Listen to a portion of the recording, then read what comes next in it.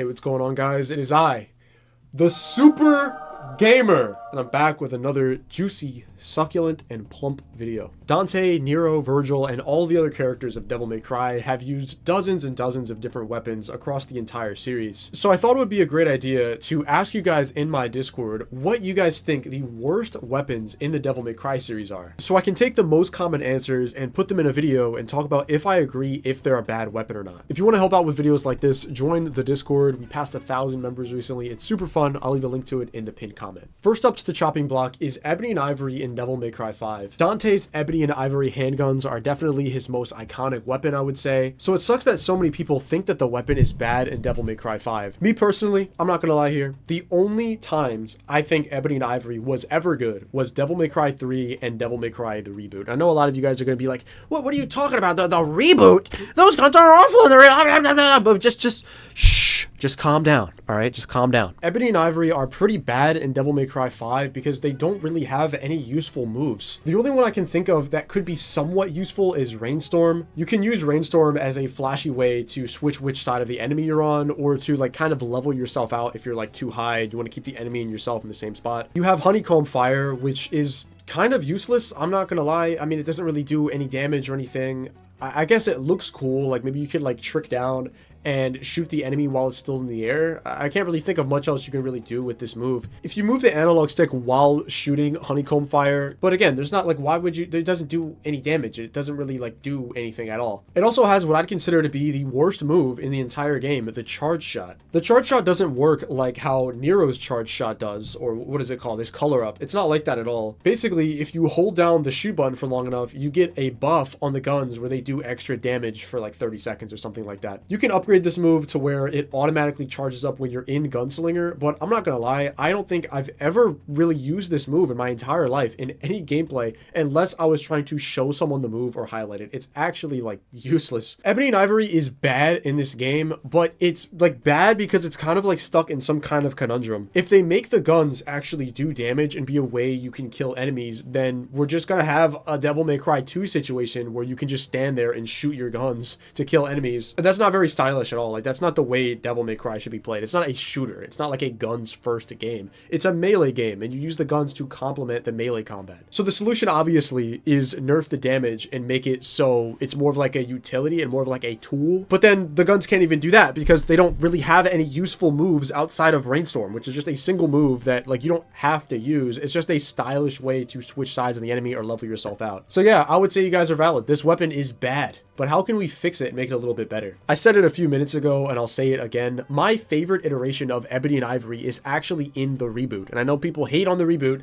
no matter how much I like white knight this game and try to convince you guys that it's not that bad. A lot of you guys are still going to hate it and be like, what? Ebony and Ivory sucks. What are you talking about? Inverse Rainstorm is so slow. Here, let me explain to you why Ebony and Ivory has been basically perfected in this game. In the reboot, the pistols do basically no damage, as they should. They shouldn't do any damage like I explained. But they have moves that complement the melee combat and let you be able to do some really cool stuff. Ricochet is an incredible move, and it's literally what Charge Shot in DMC5 should have been. Ricochet is similar to Nero's color up, where you hold down the button, and once it charges, you let it go, and it shoots one like supercharged bullet. But Ricochet is different because it bounces between enemies, which looks really cool, and players way better than me have done like some awesome setups with this where you can bounce it between two enemies. But it also launches the enemy up into the air and holds them there. So you could do some really cool like little setups in your freestyle with this, like where you like angel dash away or angel fly away, ricochet, go back to him. You could be attacking him, ricochet, then you like pull up to him, go on top of him,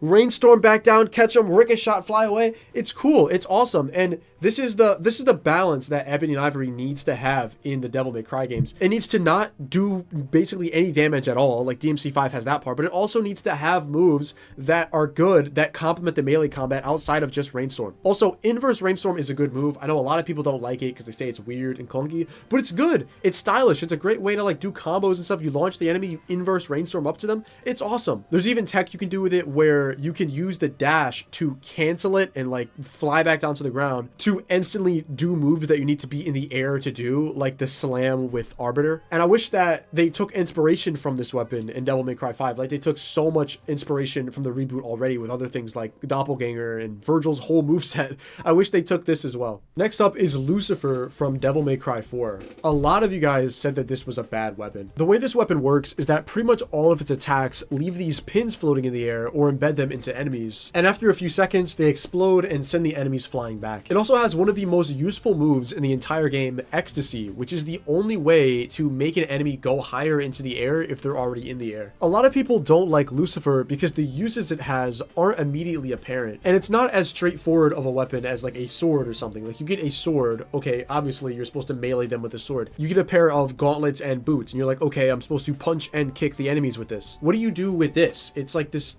thing and it like leaves pins everywhere and it doesn't even really do that much damage. Like what is this thing? It's just unconventional, it's weird, and it's not like immediately apparent how this is supposed to be useful. So a lot of people kind of just like brush it off. I don't agree with this though. I think you guys are tripping. Lucifer is an incredible weapon. Let's not even talk about the pins first. Let's only just talk about Ecstasy for now. The move where you throw the rose. Like I said, this is the only move in the entire game that makes the enemies fly upwards if they're already in the air. So if you launch an enemy with high time and you want them to go higher, you have to throw a rose. If you and the enemy are descending to the ground and you want to go back up in the air and keep the combo going, you're gonna have to throw a rose. This move just by itself, like if this was the only move that the weapon had, it would still be one of the best weapons of the game because this one move is just so incredibly useful. And there's so many cool setups and things you can do with Ecstasy. Once you learn how to jump cancel it, you can do setups to put you really high up in the air to do really long combos. And you can even JC the rose and trick away from it to do other cool stuff where you like move around the enemy. You can trick down to the ground and like throw the rose on the ground to make the enemy fly up. There's so many possibilities. It's just an amazing move. On top of that, the pins have like infinite possibilities too, because when enemies hit the pins, they get knocked away and get sent back. And because you have so many moves to let you put the pins in different places, whether that's put them next to you, whether that's make them fly forward, whether that's put them around you, you can basically manipulate the enemies that land on it into doing all these other crazy setups. I suck with Lucifer pins. I don't really know like any setups at all. If you watch my gameplay or watch my combos, you'll notice that I like barely ever use the pins. But people have done like some insane stuff with Lucifer pins. I think it's absolutely awesome. I really should just learn some basic Lucifer pin setups. But, you know, Ecstasy is probably the best move on this weapon. The pins are great too, so you guys are wrong. Lucifer is good. And I'm going to throw this in. I don't want to offend anybody. The best way to tell somebody's skill level at Devil May Cry 4 is to ask them what they think of Lucifer. If they love the weapon and think it's goated, they're probably cracked. They're probably really good because a lot of the things that make Lucifer good take a lot of like hours and skill to learn how to do and like implement in your gameplay. So they're probably good if they like it. Next up, we got the Needle Gun from Devil May Cry 1. Jesus Christ, this weapon is horrible. The Needle Gun is a gun that you literally can't use. The only time you can use it is during the first person underwater sections, you know, when you go like underwater in the shipwreck and you swim around with like the absolute like worst controls ever. It's so bad. And you like shoot this little needle gun and it goes like pew pew pew pew at the enemies and it sucks. And it sucks, and it's like, and then you get the weapon, you're like, wow, new weapon, that's cool, a needle gun. That's pretty interesting. And then you get out of the water and you like can't equip it. You can only use it when you're in the water. It's a weapon that you literally cannot use, right? Like, I don't think it gets worse than that, does it? A weapon you can't use? You can't even... I don't know. The controls are so bad because it's like so hard to like move around underwater. And like I'm counting this as the controls of the needle gun and not the controls of the game because you're essentially using the needle gun. It's equipped the whole time.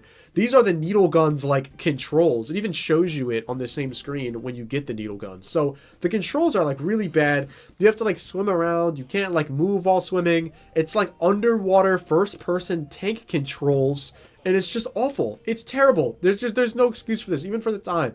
Okay, like there were first person games that like Doom, right? That came out like way before this game that had the first person thing down. So yeah, this is bad, bro. This is really, really bad. This weapon is absolutely trash. You guys are correct. Also, shout out to Dragonheart in my Discord. He asked to like be mentioned in a video. Next up is the Kaboui from the Devil May Cry reboot. The way Kaboui works is it's a dart gun where you shoot darts at enemies, and then when you press the special button, it blows up the darts. That's basically it. It's really simple. You just shoot darts at the enemies and blow it up. It's really similar to Lucifer, I think. It's like baby's first Lucifer. And what makes me think that that's what this is supposed to be is this is the game that came out right after DMC4. The reason I think a lot of people don't like this weapon that much is because, again, the same reason as Lucifer, the usefulness of this weapon isn't immediately apparent. And on top of that, what makes this even worse is you get this basically right at the end of the game and don't have any time to experiment with it before the game ends. And a really low percentage of people replay these games. Most people just play them once and they're just done with them. It's like that with all games. So you get the Kaboui, there's like an hour of playtime left, and then the game's over, and then it's just kind of forgettable, right? It's not flashy enough, like a new sword or something, to where you're like, oh, this is cool. It's just a gun, you know, and it shoots a dart and then the dart blows up. It's like, yeah, awesome. So that leads to a lot of people not liking the weapon. Since Kaboui is similar to Lucifer, it also has a similar reason as to why it's really cool. And it's because you can do a lot of cool stuff with it. The way the darts work is they always launch the enemy in the direction their back is facing. So once you know this, you can like kind of like move yourself around to where you're facing behind the enemy. You can launch the enemy towards yourself. You can launch the enemy away from yourself and catch it. I know a few like really simple Kaboui setups, but people have done like a lot more crazy stuff with this, and it all revolves around the fact that the enemies always get launched where their back is facing. I'll put on screen some insane gameplay from some players that are like way better at the reboot than I am, doing some just like insane shit with Kaboui. There really is like endless possibilities here. When you have a weapon that does something so simple as like move an enemy, people are going to come up with the craziest things to do with it. You know, it's like the simpler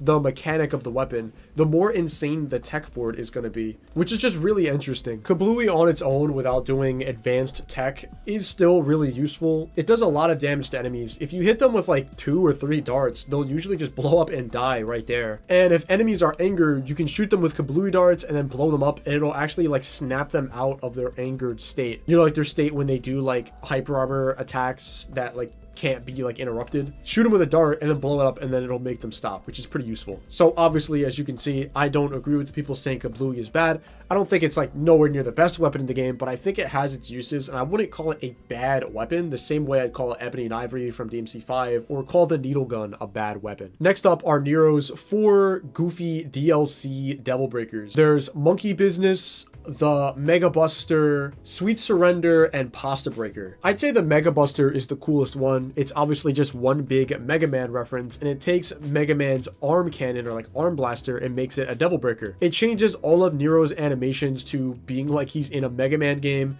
and you can run around and just infinitely shoot these like energy blasts at enemies. They actually do a little bit of damage, which is pretty cool. You can kill smaller like fodder enemies with this pretty easily. And when you charge the breaker up all the way, you can do a big like super blast attack, kind of like a color up kind of thing. It destroys the breaker, but it shoots a energy blast that actually does a little bit of damage. And it's really good at breaking down like shields of enemies, like the scissor enemies or like the Proto-Angelos with the shields. As cool and as goofy as the Mega Buster is, I would agree that it's bad. I mean, it doesn't really have a place in Nero's gameplay. You know, it's like, what are you gonna do with this? Like, it's stupid.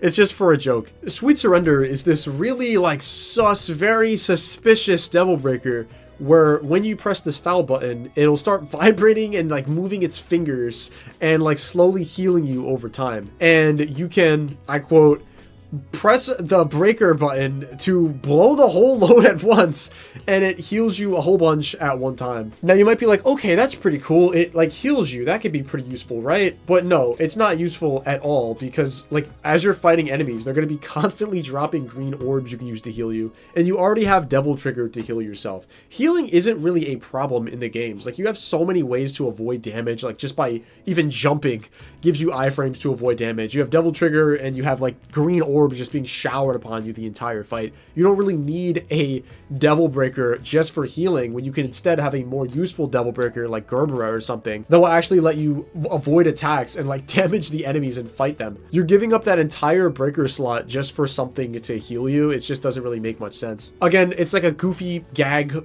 Devil Breaker. This is bad. I agree, it's bad. Pasta Breaker, I would say, is the goofiest out of all of the Gag DLC Devil Breakers. The way this one works is it's a copy of Punchline. You can press the style button to make it fly around like Punchline does, but the catch is that it takes your next breaker and makes it your last breaker, and it basically just like shuffles through your breaker one time every time you use the ability. And again, at first glance, you might be like, okay, this could be pretty useful. I can use the pasta breaker and then I can like switch my breakers around. But it's like, this takes a really long time to do, especially if you have like a full loadout of 8 breakers, because it only switches one time per time you use the Punchline ability on the pasta breaker, which is like pretty slow. You have to throw it and then call it back and then throw it and call it back to cycle through it. And it just practically doesn't make any sense to do that. And on top of that, you can put your breakers in an order that you want before you go into the fight. You would already kind of have them in an order that you want, and you can just like break the breakers to get to the one that you want anyway.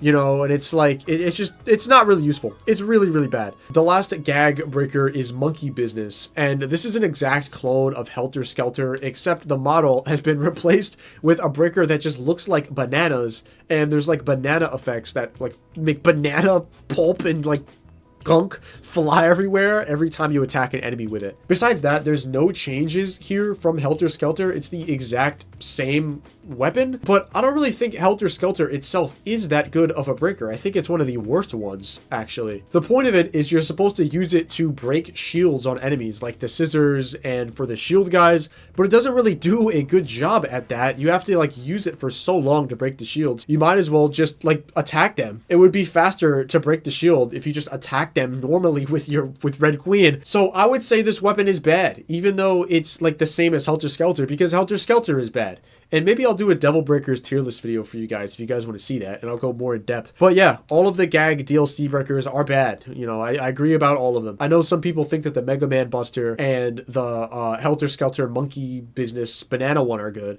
but I think they're all bad. And that's the point. They're supposed to be bad. They're Gag weapons. The last weapon we're going to be talking about is any sword from Devil May Cry 2. I've saw this said a lot, that the swords in Devil May Cry 2 suck. I'm not going to lie, I don't even completely understand how the weapons in this game even work. From what I understand though, Rebellion and Devil May Cry 2 is a lot different than the other versions of it because it doesn't have any paused attacks. Like, it doesn't have pause strings where you like press Y, wait, press Y, Y. The way you do different attacks with it is you hold the analog stick in a direction while attacking with it and it'll do a different combo, which is like really weird and like really unintuitive, I think. What kind of sucks about this weapon is that all of the weapons do the exact same thing. You get Vendetta and then like some other one that I don't remember, and they all have the same moveset. It's the same thing. They're all the same weapon. Obviously, we all know Ebony and Ivory in this game is a complete broken joke. When you hit enemies with them, it has like this knock-up effect where it stuns them and then actually makes them like slowly float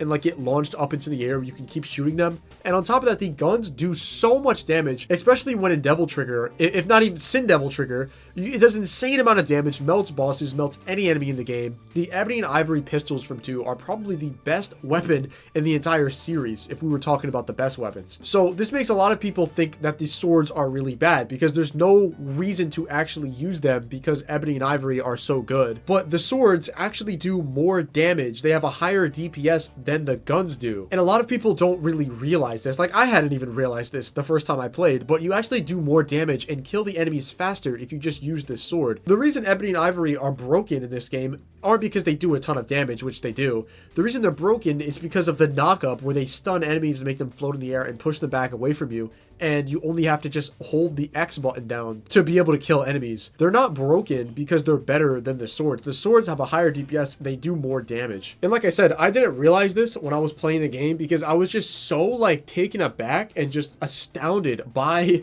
the guns that I never even actually looked at the swords or even really tried them out. And I don't think anybody is really like labbing Devil May Cry 2 these days. Like maybe a few people, you know, there's not really that much you can do. It's a bad game. game objectively. I know there's probably some DMC2 like defenders in the comment section. I recognize your profile pictures. I know who you are, weirdos. But to wrap this up, I'm gonna have to disagree. I don't think that the swords in Devil May Cry 2 are bad. I think they have a place, but they're just overshadowed by Ebony and Ivory because they're like one of the most broken weapon, or either the most broken weapon in the entire series. But yeah, that's basically it. Those are the worst weapons from the Devil May Cry series. Thanks everybody who suggested your ideas in the Discord server. And once again, if you are not in the Discord server, click the pinned comment and join the server. I don't know how to like convince you to join, but just click it. It's a cool server. We got cool people. We got Goop, we got Gop, we got Slime, we got Cream, and it's all waiting for you in the official Zero server. So that's basically it.